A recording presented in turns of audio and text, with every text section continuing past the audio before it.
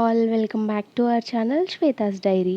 ఈ వీడియోలో క్రిస్పీ మిరపకాయ బజ్జీలు విత్ స్టఫ్ ఈజీగా ఎలా చేసుకోవచ్చో చూస్తారు.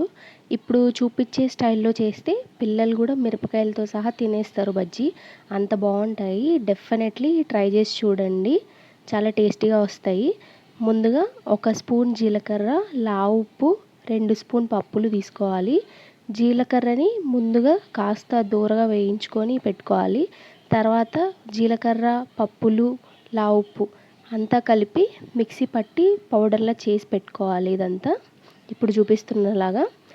నెక్స్ట్ బజ్జీల కోసం మిరపకాయలు తీసుకొని నైఫ్తో స్ప్లిట్ చేసి మిరపకాయ గింజలు మొత్తం తీసేయాలి. ఇప్పుడు చూపిస్తున్నట్టుగా.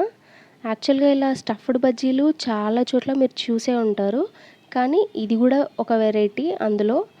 సో డిఫరెంట్ టేస్ట్స్ ట్రై చేయడంలో తప్పలేదు కదా. ఇది కూడా ఒక వెరైటీ అనమాట. ఇక్కడ నేనైతే 11 మిర్చీస్ తీసుకున్నాను. సో మొత్తం ఇలా గింజలు అయితే తీసి పెట్టేశాను. ఇప్పుడు మనం పౌడర్ మొత్తం అందులో స్టఫ్ చేసి పెట్టుకుంటే సరిపోతుంది.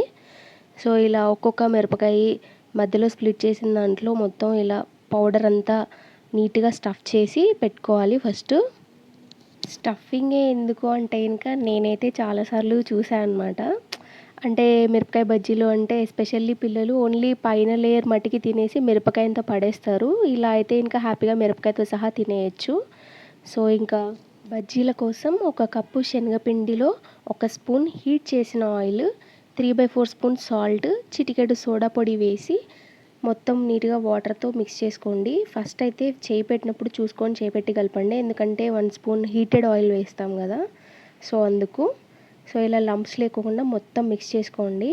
నెక్స్ట్ ఆయిల్ పెట్టుకొని హీట్ అయ్యాక ఇలా చక్కగా స్టఫ్ చేసి పెట్టుకున్న మిరపకాయని పిండిలో ముంచి బజ్జీలు అయితే ఇంకా వేసుకోవచ్చు.